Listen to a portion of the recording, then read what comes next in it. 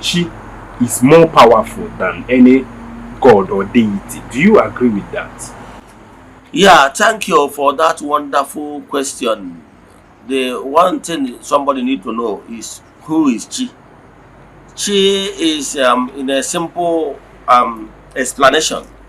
Simple means that being that is closest to you. Meaning Chi, they can see where over times that now earthly governance or what is happening on earth is prototype of what is happening in the spiritual realm. Observe for any high profile personality in the society, you always notice name when onye about ADC na akwụ ya n'azụ, like your state governor, Mr. President, onwere onye na akwụ ya n'azụ. Onye anwa na akwụ ya n'azụ, ihe onye anwa nọ ebe anwa bụ onye abụ last man standing. Onye anwa bụ onye ga-anọ very close to that personality. Of which na obugo na anọ na function, enwe ozi a ga-ezi that Mr. President or whoever all that ADC ka a ga-enye ọtakwere onye anwa. So ihe ADC a na-ebe a bụ ije ozi aka mkpa na ịghọ mgbọ come out. Ọ bụrụ ịdọta the story of onye a na-akpọ Ogbuefi. Ogbuefi happens to be ADC to former president of Nigeria, Ibrahim Badamasi Babangida, IBB. When the coup plotters came, Ogbuefi threw himself up and he used himself as a shield to Mr. President. And in that coup, Ogbuefi lost his life and saved Mr. President. So that is the work. Ndị Igbo na-atụ what Igbo Ade says, and I quote, onye buru chi ụzọ gbagbuo onye n'ọsọ.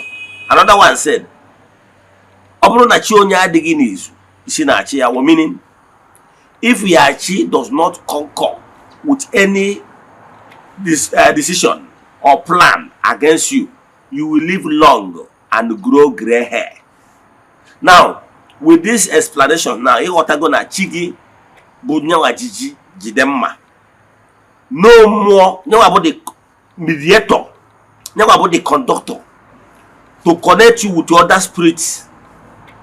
So whether more other higher entities, then including RC and the other entities of powers, they will work hand in hand with your chi, because all your chi, both the last man standing, they make a whatever a project, whether good or bad, to get to you. So about that chi say, this is my son, this is my daughter, in whom I'm well placed.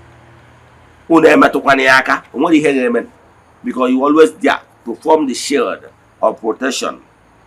So nke bụ isiokwu bụ na dịka esi gwa gị onye buru chi ụzọ gbagbuo onwe ya, so meaning no chi ga ndị Igbo na-abakwa ha sị na chi bụ ụzọ. So chi dị very important. All chi a ga-anọzie were na radiate na-welcome na-reject whatever o believe na ọ bụrụ for your own interest. So ọ bụrụ na Igbo onye Igbo onye Africa chọba chi gị ka gị na chi gị dị na mma, onye chi dị na mma ị na chi dị na mma, ihe adara eme. So etu a ka ọ dịkwa na other spiritual sects teaching. Then no one ndị na-akpọ nke ha guide na Nigeria dịka ndị ụka si akpọ. Enwere spiritual guide, other spiritual sects na-akpọ spiritual guide. Anyị bụ ndị ọdịnala na-akpọ chi onye ụwa mmadụ. O nwere concept ntụ ndị mmadụ na-abịakwa na-achọ ka ha divide ya chi na onye ụwa. Ana m agwa ha na ọbara uru. Ọnọdụ ka gị tụọ anọ kịta. Ị chọọ ka ị separate them between me and my shadow. All just simple analogy mmejikọwara gị ya. So whenever you are calling of chi na mmụọ so chi gị, ọ bụrụ na na-echukwa chi ma ọ na na-echukwa chi onye ọzọ, ihe na-akpọ chi na mmụọ so chi, ọ ihe ọ pụtara na anyị Igbo asịrị chi gị na ikenga chi gị.